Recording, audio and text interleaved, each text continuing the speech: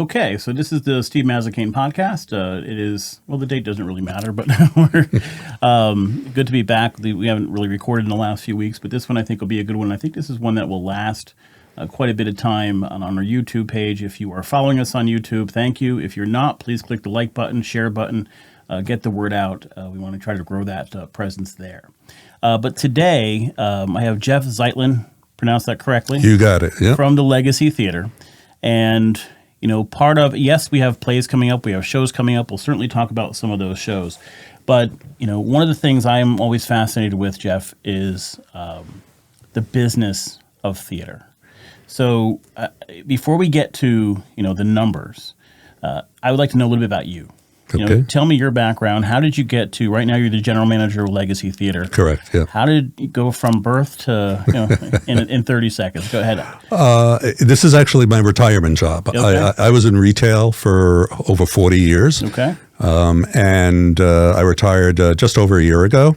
I joined Legacy about 5 years ago, kind of as a side gig because I just have a passion for the theater. And then once I retired, you know, they kind of expanded my role to the point where at the start of this year, you know, I formally became the general manager. Okay, so just so we know, like Legacy Theater, when it came, was this new theater coming to town. Most people don't know much about theater.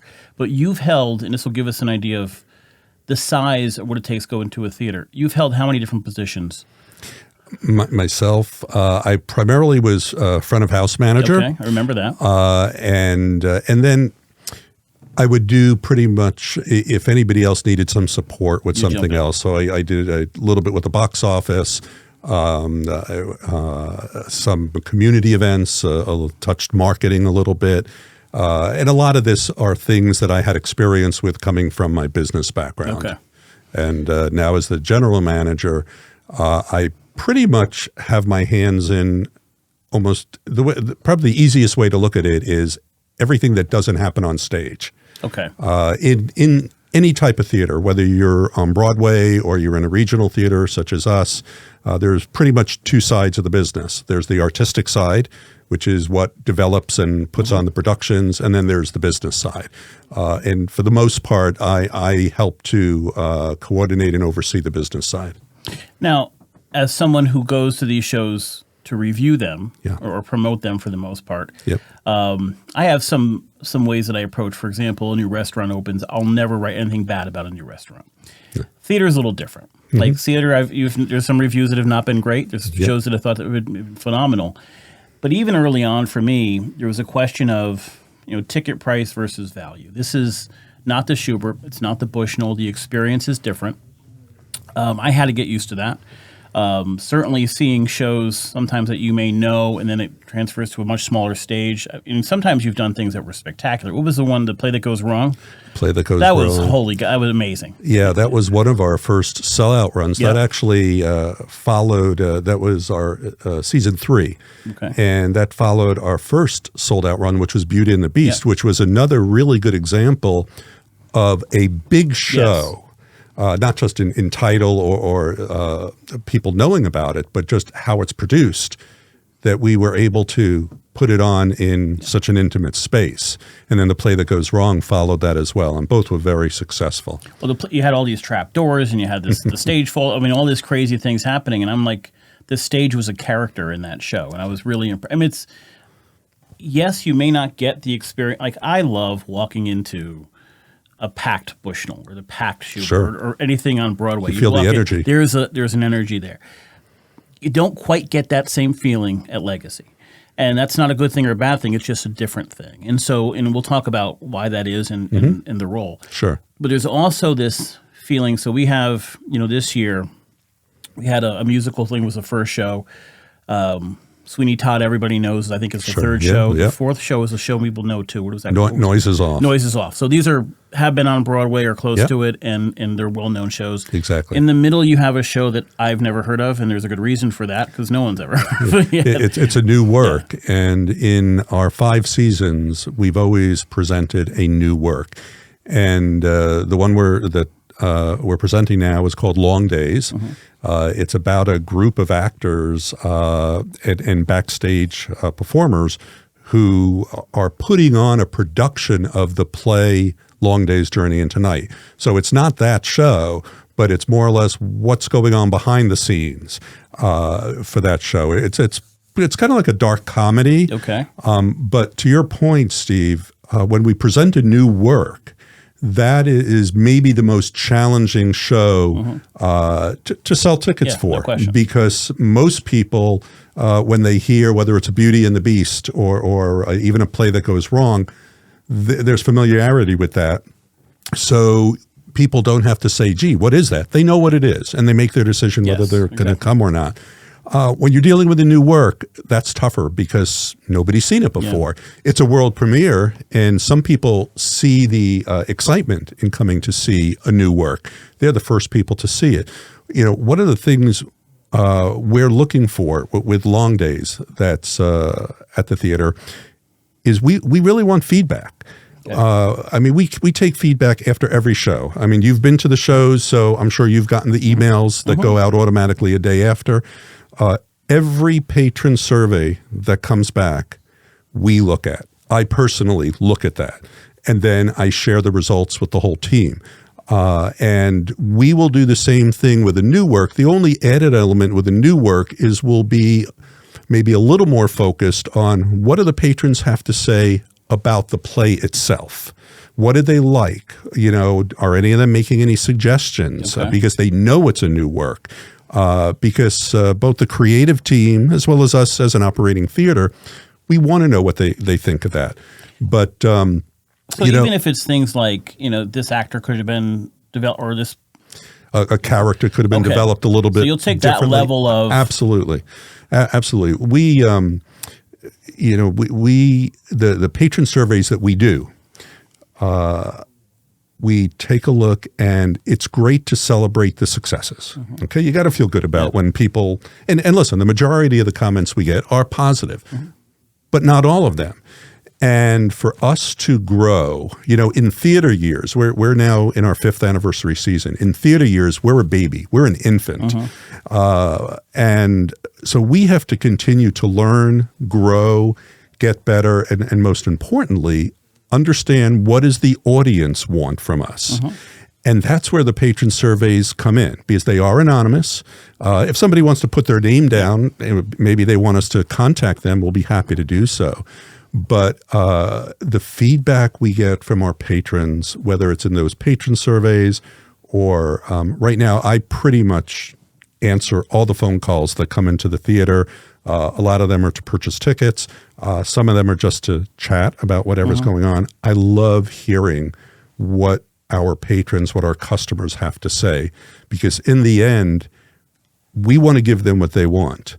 That's the only way we will be sustainable and make them happy. And,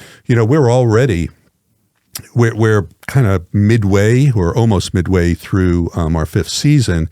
We're already talking a lot within our team about season 6 in 2026. And there's nothing to reveal today other than I truly believe that season 6 will be the best season we've ever had.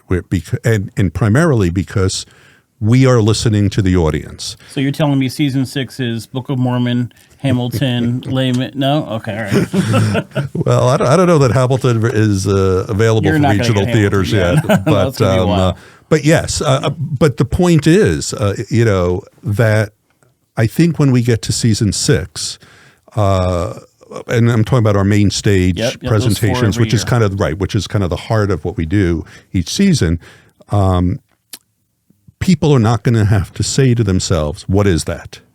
And it doesn't mean we're abandoning new works. I don't think we'll ever abandon new works, but we're going to take a look at the best way to present it. Okay. And I'm already excited about what lies ahead in season 6. And again, a lot of it is because it's what the audience is telling us they want. And you said something at the very beginning that I just wanted to kind of reflect on, where in our first couple of seasons, you being as transparent of a person as you are, you were quite vocal, speaking about accessibility to the theater. And by that, I'm talking ticket prices.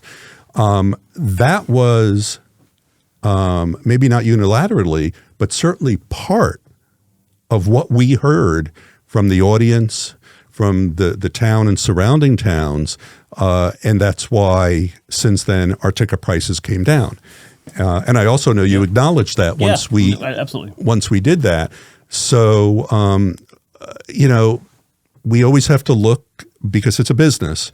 So we always have to look at what can we put on and still keep the theater as accessible as possible. Because that's also one of our big missions at Legacy is we want people who maybe either can't get into Manhattan or even Schubert or the Bushnell. We want them to be able to come and see great quality, professional presentations in our intimate theater.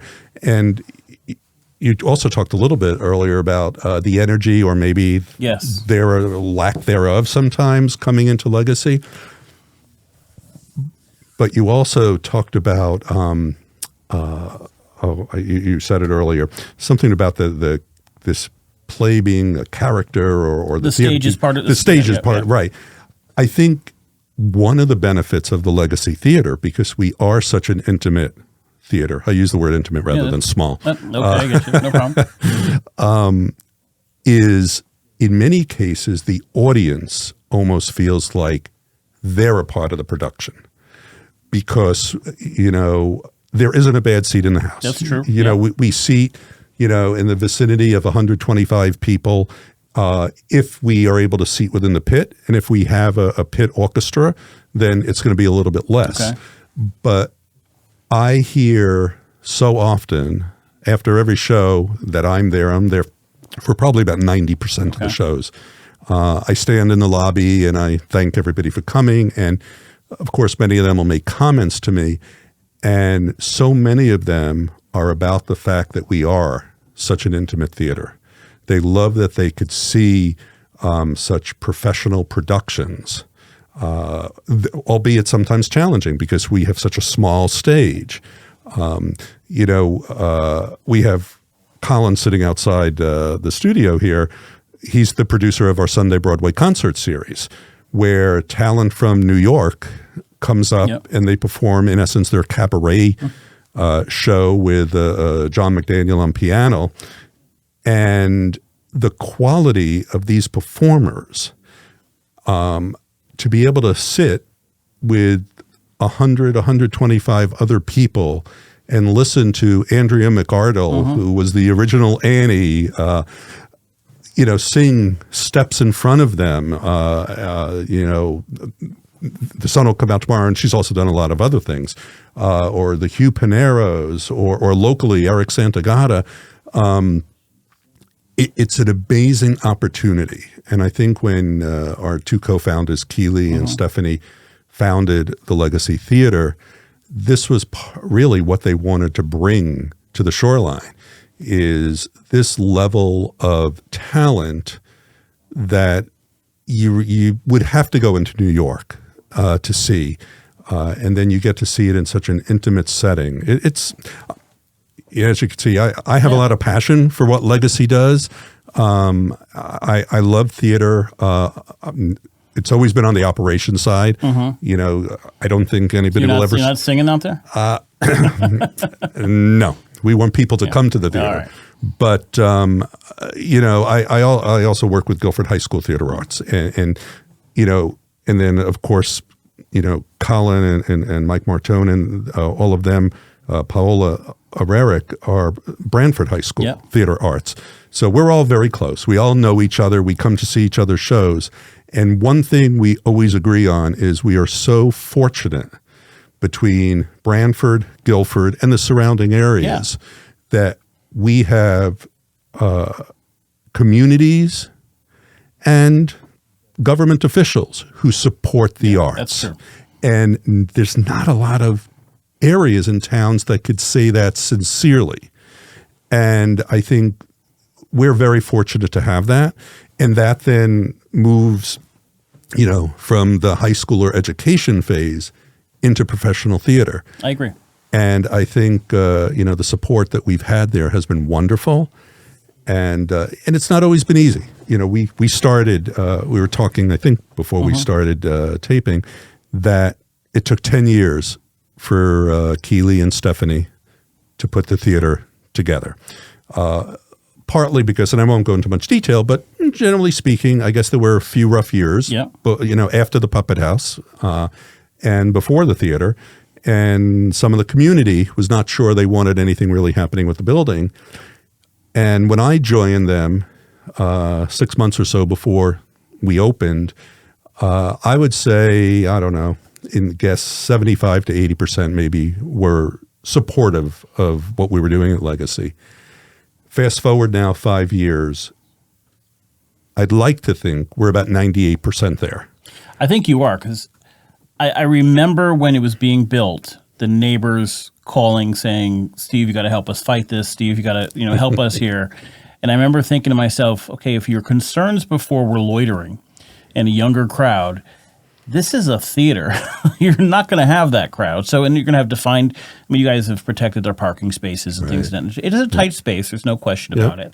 I think when I first started going, the criticism that I had with the ticket prices was there was significant grants given to Keeley and to build this. Construction in the first couple of years. And my theory is always, if there's tax dollars involved, I want a public good.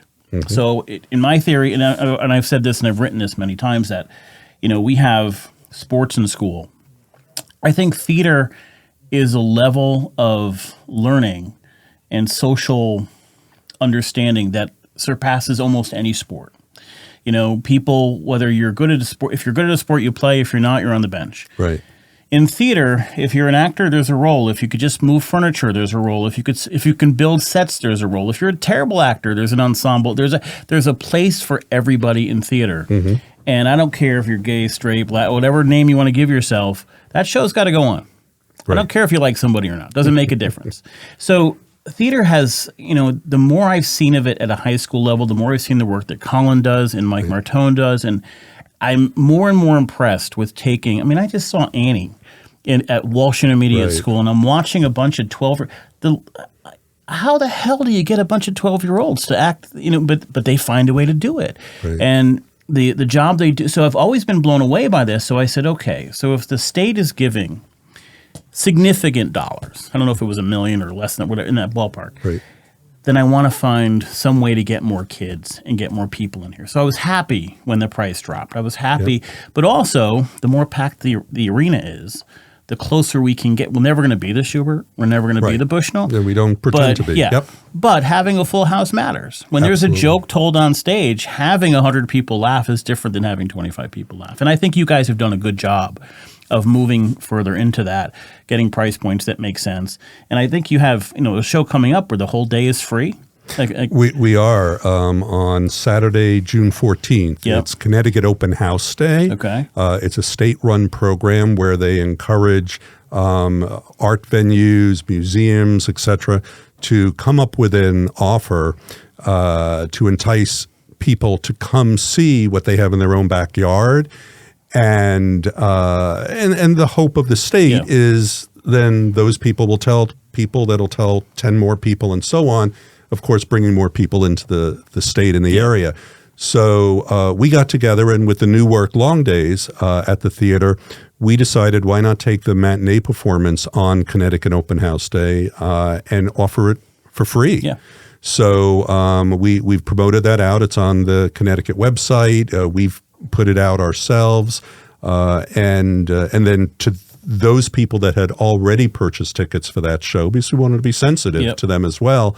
What we did is we offered them an additional 2 tickets if they wanted to just bring some family and friends. And we've had a few of them that have taken us up on that offer. And most of the people, I think you have a core group of supporters that are going to support everything, which is a good thing to have along the shoreline. So this theater comes in. We put on shows. Some people go. They're regulars. Many have not gone yet. Right. But the cost of putting these on are significant. And the reason I had you on today, the reason I focused on having you on was because I want to have a conversation about just what it costs to put a show on. Now, Branford is a town that you talked about Santa Agata earlier. There's multiple actors that have Broadway experience, and then we have Greg Noble, we have one of the greatest producer in Broadway today. That story should be a movie on its own. There could be a play about his transition into getting denied, I think, to Southern Connecticut State University, and then he's now who he is, and I don't think the town could be any more proud of what Greg has accomplished. And he's a good guy, but it no question. But he would know certainly the cost of putting on these shows. But I want to talk about that. So a new show may not be this case, but if we were to go get the play that goes wrong, what are we charged to get the rights to a play that's an established ballpark? Right. Well, you're looking probably in somewhere in the double-digit thousands. Okay. It's going to depend on the play. It's going to depend on how old it is, what the demand is for it. And it also, there's other factors that come into play, such as size of your theater, how many performances are you going to do.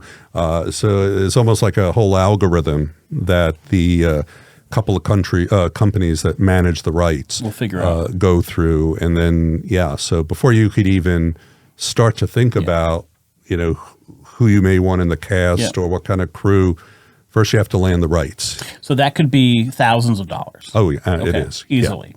Yeah. So I'm just going back into, the support that comes to the theater isn't just ticket prices. There's a lot of other community things that go into that. Yeah. But go ahead. Yeah, no, and that's really one of the key points that, a lot of people don't understand or realize. First of all, we're a nonprofit venue, and that's also something I'd like to remind people that they don't realize, particularly regional theaters.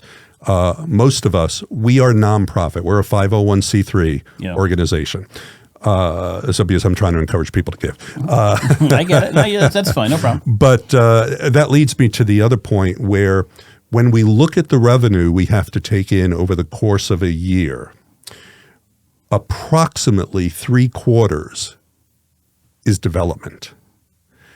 Ticket sales only account for somewhere between 25 and 30% of what a theater budgets to take in.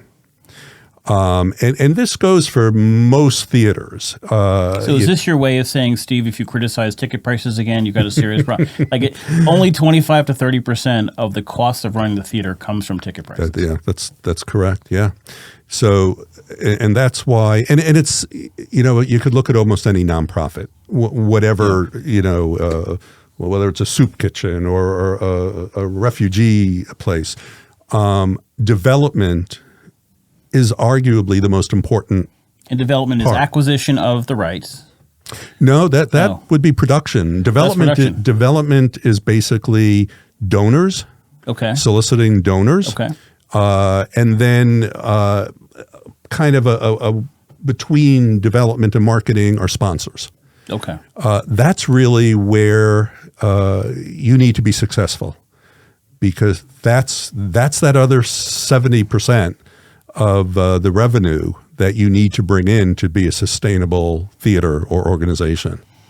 So it's valuable and not just valuable, but necessary that you have serious community connections. Absolutely. To bring that revenue in. Absolutely. Let's talk about the cost side. Cost of acquisition is a big one. Yes. These are paid equity actors. We're not considered a full equity house. Okay. So there's different categories of theater. Ahead. If you're a full equity house, then that basically means every production you do, every main stage production you do, has to fall under full equity rules. And that would be like the Schubert and Bushnell or like Broadway? Yes, but even they have started to have some non-equity tours. Because, equity, for those who don't know, is Actors Equity Association. That's the union of actors and stage managers, mostly out of New York. And it's a wonderful organization. I have nothing bad to say about them. But within equity, there are rules. But generally, every production we do, main stage, we will have at least one member of equity. And our stage manager this year is equity. Okay. And then other people, for example, in Long Days, we have a couple of the actors of the cast that are equity. So there are certain guidelines that will follow them. And then there are even, and especially back in pandemic days, if you had just one person in your cast or crew that was equity, you had very specific guidelines that you had to follow. So the people who act on our stage or stage manager, they're with us through what's called equity guest contracts. Okay. So we're not a full equity house. But yes, that there are costs that come associated with that as well. Okay. So, and I because I know nothing about this and I'm curious, Yep. An actor in the play that goes wrong is paid what over 3 weeks? Well, I'm not going to talk numbers, primarily because I don't know the numbers. Okay, all right. But because, and I don't want to guess. But if you're an equity actor, your pay rate is basically set. Okay. So that's already determined for you. Yes. Okay.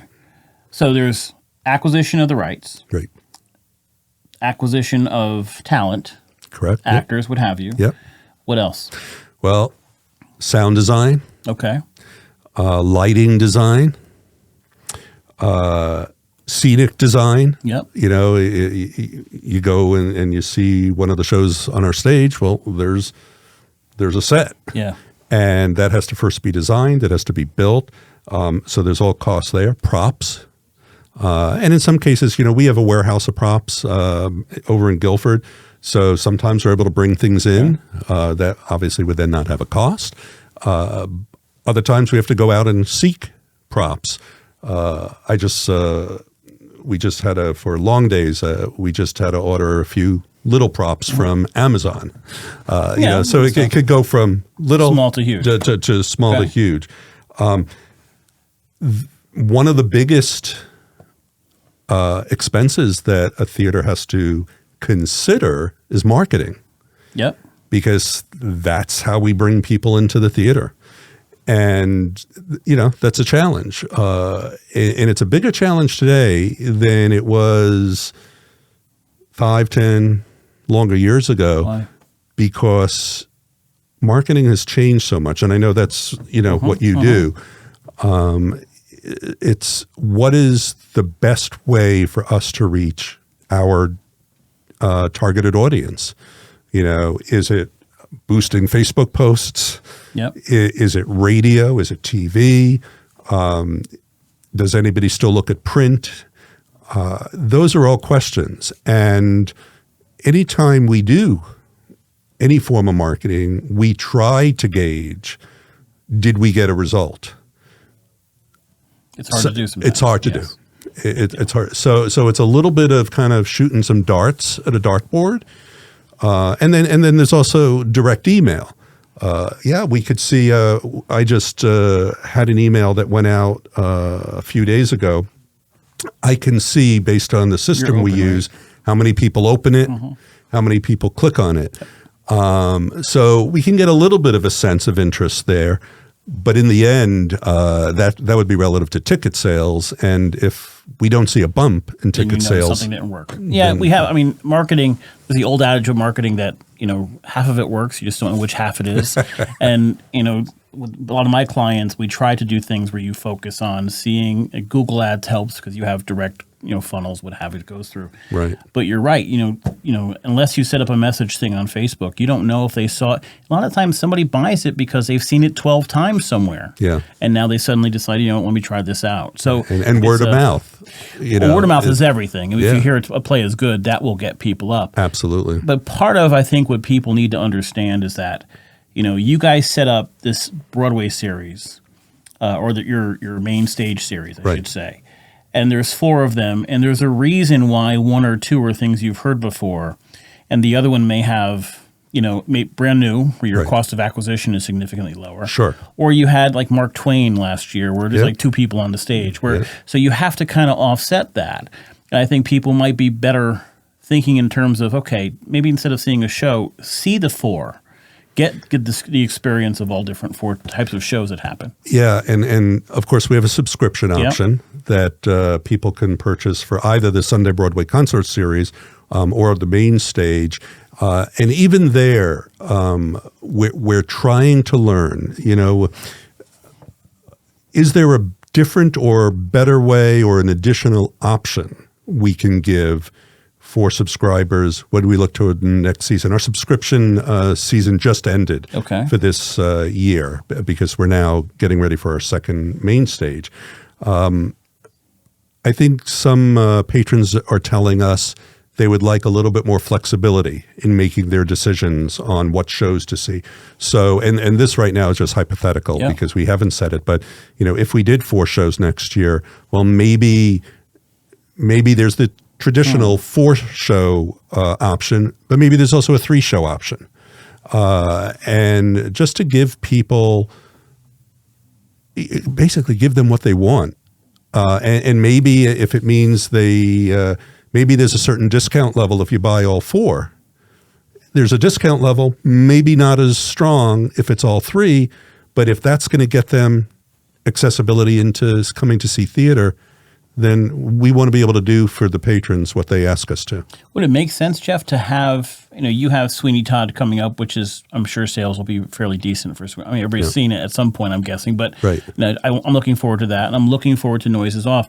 Does it make sense? You were $50 or in that ballpark for every ticket everywhere. Does it make sense to have a $30 ticket and a $60 ticket? Would you? Yeah, and we do today have a range. Okay. So for our main stage performances, for the most part, it's 2 price levels. Our cushion seats are $55. Our acrylic, used to call them plastic, but now I like the word acrylic. Our acrylic seats are about $39. Okay. And then something else that I've been talking to a lot of patrons about that I've come to realize they weren't aware. We also have a senior discount. We offer we offer a 15% senior discount on any show that we produce. And because it's been only since probably February that I've kind of oversee the box office, talk to all the patrons on the phone, answer the emails, I'd come to realize that most of them have not been aware of this. So I really have been trying to speak to that when I talk to them on the phone. And I remind them, just remember, in the future, you can't do it online, but you just call me at the box office. And if I'm not there, leave a message. I'll call you back. To me, that's like marketing money.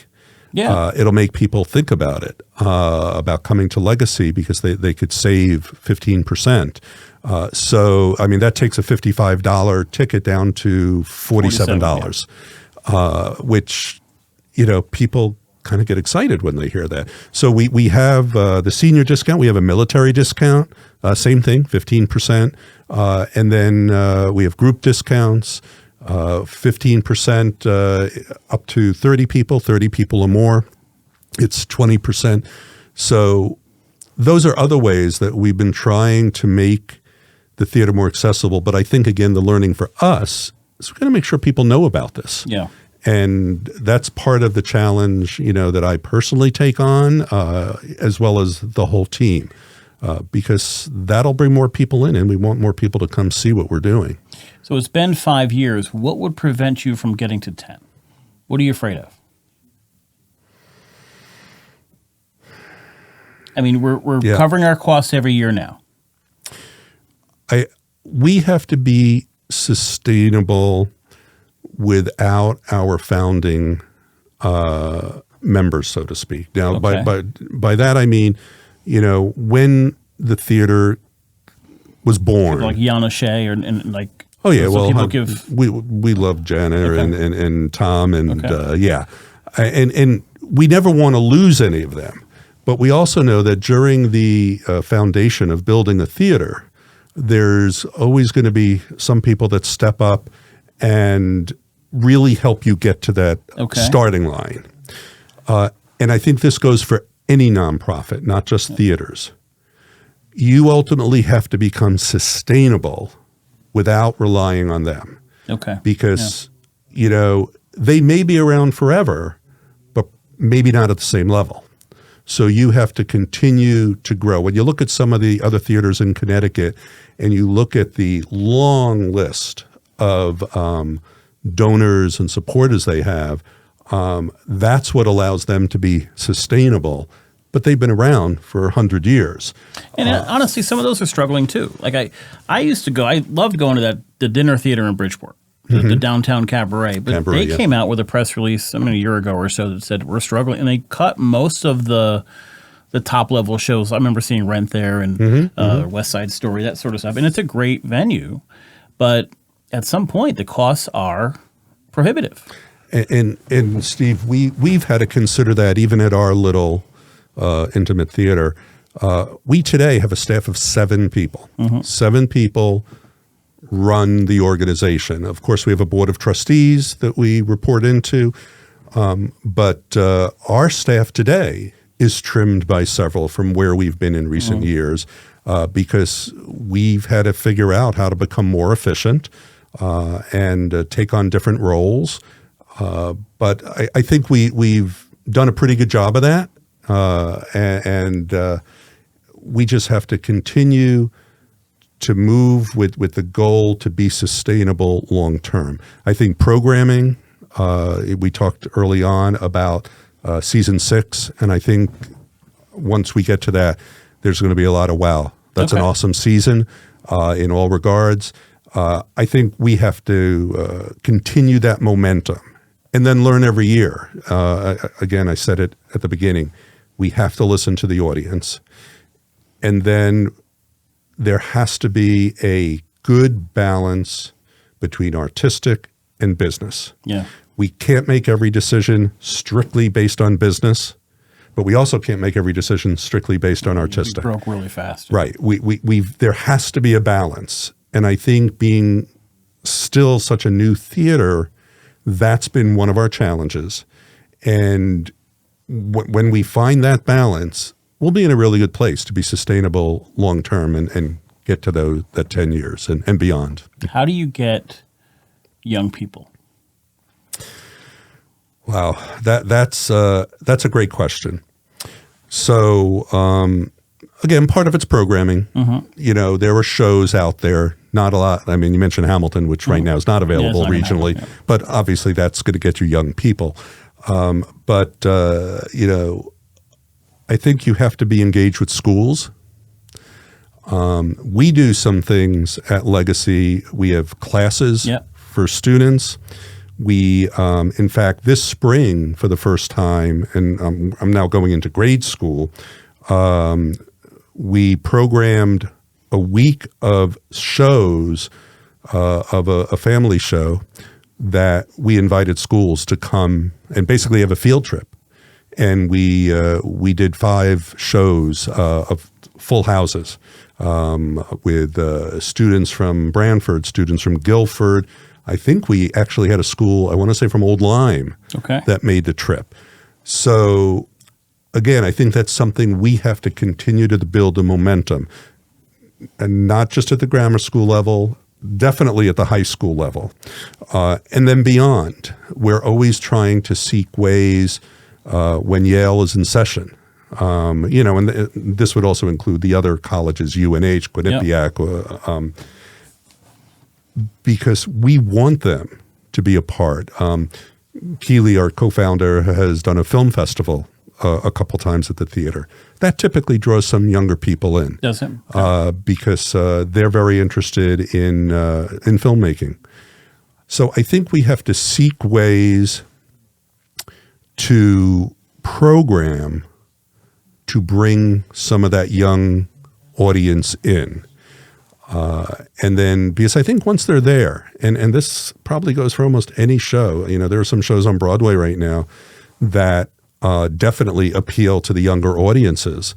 And that's what we need to do on the regional level too, because I think once they see it, they get hooked.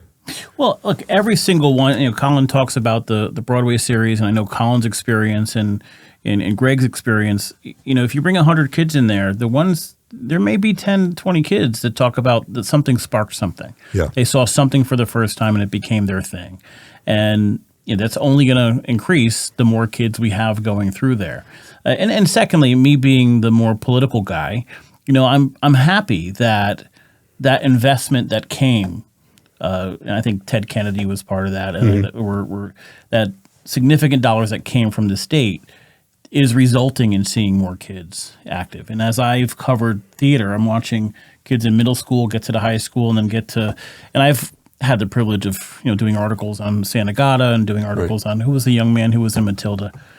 He's in Boston now, but we've had this really good legacy of being able to one thing I talk about Branford a lot is that if you're not wealthy, you still get these amazing benefits in Branford. You guys have had shows on the town green. Yes. You can see things often for free. You can get things at a discount. You can get and see this, and then you can go into this really nice little theater and see amazing things. So I'm grateful that you and Keely and Stephanie have taken that grant and done something so positive with it. Yeah. And it's I'd be remiss. I mentioned we're a team of 7 right now, not including Stephanie. Stephanie is very engaged with us, but of course, Collins, our producer of the Broadway concert series, Anne Ranolfson is our development director, and as Broadway star in her own right, Elaine works with her. Mary Lee Weber, who probably knows almost as many people as Colin does here in Branford. She's marketing for us and has a great person in Eliza who works with her. It's a really passionate team. And that is that really, when we sit, and listen, we're not always going to agree on things. And I think if you're in an organization where everybody always agrees, and number one, it's boring and you're probably not going to go very far. But we have some really good conversations, and everyone is so passionate about wanting to make this work and make it sustain and hit those 10 years and beyond. So I just wanted to be sure to mention the team, because it's really a pleasure to be a part of what they do in their respective areas, and then we do together as a team. Well, I think Branford and the Shoreline is better for it. There's no question. I think Legacy's been very. We were all skeptical. I'm a natural skeptic. It's who I am. Anytime there's government money involved, I'm like, I'm not so sure about this. But I think you guys have made the adjustments to make it accessible to as many people as possible. And there's no reason not to. At some point, if you're in Branford, and I could say this publicly, if you haven't been there yet, what the hell are you waiting for? Like, there's enough things, whether you have kids or adults or whatever, there's enough events going on there. Yeah. And the other thing, we were talking about how do we get kids and engage with schools. The other area that we're also focusing on is engaging, having partnerships with other organizations. Just a couple of months ago, for the first time, we had a presentation over the course of a weekend with Elm Shakespeare, which of course is renowned out of New Haven. They did a production at Legacy. We are going to be doing Stand Up and Speak Out, which is a musical that started about 10 years ago. And it basically an anti-bullying musical. Okay. It first was shown in Ivoryton about 10 years ago, and this year they're actually going to do a little tour in the state of Connecticut, and they'll be with us in September for a couple of shows. And we've partnered with the Yale Opera in the past. So I think that's another area. You talk about bringing in some of the younger people. When we have the opportunity to partner with these other organizations, that also will help bring new people to the theater, but also younger people to the theater. And we need younger people, because people like me won't be around forever. So no, I mean, and listen, I will say, I think the audience has tended a little bit younger as of late too. Like, I remember going those first few years. Yeah. It was up there in age, and that's those people who had the money at that time. I understand that, but I go there now, and you do see some younger people. You do see people in their 30s, and some younger than that, and you see it in the reaction to the show. Like, it's you just had this not really a play, but Legends of the 60s. Yeah, whatever it was. But at first, I'm like, okay, I'm listening. I feel like in my mother's car listening to Big D103 here. But you know what? The guy knew how to get a crowd going. Right. It was a lot of fun. By the time you're done, it was an hour and a half or 2 hours of just a really good time of songs that you remember from. It doesn't matter. Somehow everybody knows these songs. I feel like a 10-year-old can go in there and know, like, you just we're programmed to know those songs. Talk to me about this. So the financials or the details of a new work. This play is called what? Long Days. Long Days. Somebody decides to write a play one day. Yep. And that guy's name is? Gabe McKinley. Gabe McKinley. And does he have a background in playwriting, or he just had an idea, or what? No, he had an idea. He actually has previously been at Legacy. He directed another new work 2 years ago, Masters of Puppets. Okay. So he was the director of that. So there's been a relationship with our theater before then.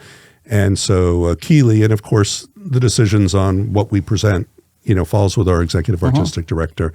She has a relationship with Gabe, and between that partnership came the opportunity to do this. And what's the goal? When somebody puts this on for the first time, is it the hope that, Greg Noble walks in and says, let's put it to Broadway? Or is it like, where can these go? Yeah, when it's a new work, it's very much about a production that's really still in development. Okay. So it is a full play. It's not a workshop production, but it's for them to try to work out kinks, and I'm sure have some desire for it to go somewhere in the future. Else. I don't know what Gabe's personal ambition is, but whether it's to someday see it off Broadway, on Broadway, or maybe it's just a regional tour. But yeah, pretty much any new work, there's initial hope that it's going to go someplace. Now, I didn't see Master of Puppets, but I saw one that was based on An Affair to Remember, or Love Affair. I love that play. I thought that was great. Love Affair, which was written by also a local gentleman, Joe Simeone. That was our new work last year. Yeah. And that actually was the highest selling production we've had, particularly for new works. It actually exceeded most non-new works as well. Really? And that one, I think word of mouth played a lot into it. The fact that so many people are familiar with An Affair to Remember. And then because Joe's a teacher in the area, that brought in a lot of local people. But I thought, like, in seeing it on that stage, I thought if this stage was 30 feet longer. Right. This is a boat. This is there could be some really amazing set design. I thought that had I don't know if it did, or if it went anywhere, or if it ever will go anywhere. But you do see works that you think to yourself, man, this could be something. And the original music was well done. I mean, yeah, there were some things that you might want to see a little differently, but you do see the makings of something that could be larger. No, I totally agree. I mean, we had another example just before Love Affair last year, and that was Great American Mousical, which was the show that Julie Andrews was up here and directed and co-wrote with her daughter Emma.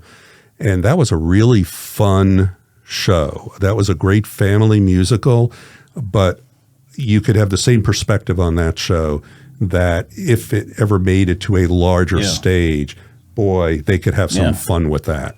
Yeah, that's how I felt after. I didn't see Mouse. I won't go see a show if I know you're selling out. Like, I don't want a free ticket to something. If there's something I can help promote, I want to do that. But unless you did Book of Mormon, that'd be another story. I've seen it more times than I can count. But as I have as well. That's amazing. So this show is called, let's just do a little plug for Long Days. This show is called Long Days. And actually, because it's a new work, we're offering, aside from the free production we mentioned on Saturday, June 14th, 2 p.m.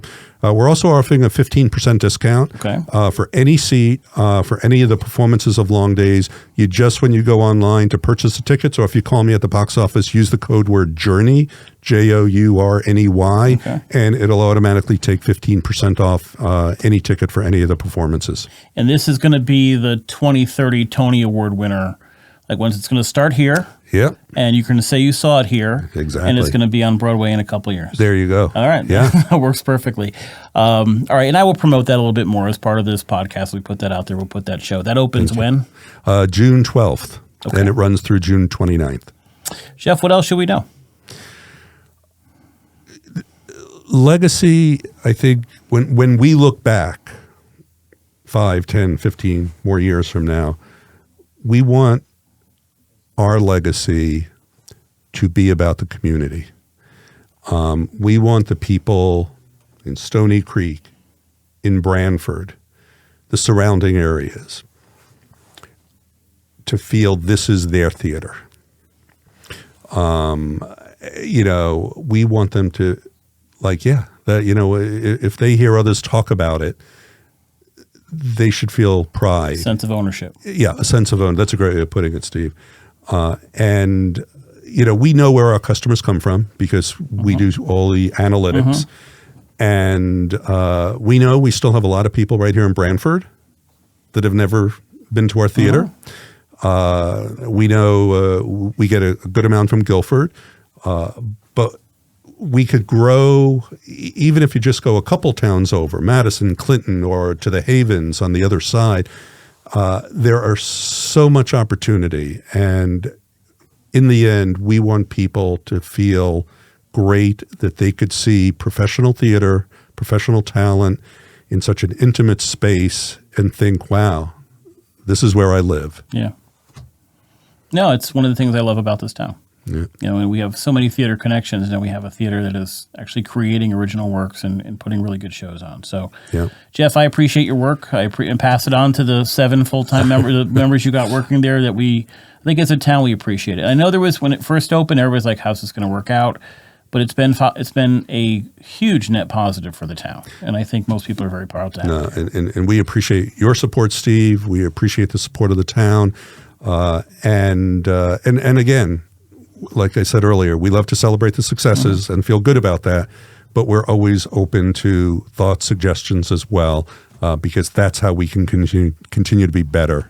But thank you so much for having me on. This has been wonderful. I'm glad to have this. And I like looking at the business of theater. Like what is really going, we all see what's on stage, but the cost of what goes behind the scenes, there are so many businesses that are very generous about, I go through that program, every book I see, and I'm looking for who played what, but it's also, man, this firm is donating and this one is supporting. So we have a lot of local businesses supporting it. And it's part of Branford's fabric and the shoreline fabric now. Yeah, so that's a good place. One thing I didn't mention, again, this is about getting more out into the community. We recently partnered with BACA, Branford Arts and Cultural Alliance, at 1004 Main Street here across from the Green. That's now our Friday box office. Okay. So we basically have 2 in-person box office days. One is Monday at the theater from 10 to 4, but on Fridays we're actually at BACA from 11 to 3. And that's another partnership we're thrilled about because we love BACA. That's another form of the arts, a different type of arts. Oh, no question. Yeah. They've done a great job in that location. Oh, they're excellent. Question. Mary and the team there are just wonderful. So we're there as well. And usually it's me, unless I'm on vacation. So I love when people come in and start talking about theater, what they've seen, what they want to see. If you want, give me a call, stop by. I love chatting with people. 11 to 3 on Fridays. 11 to 3 at BACA on Fridays, Mondays at the theater from 10 to 4. So on your way to get Ashley's ice cream, stop and buy some tickets. Jeff, I appreciate it. Thanks you so much, coming Steve. on. My pleasure. And we'll talk soon. I'll see the new show in a few weeks. Got it. We'll see you there. Right. Thanks.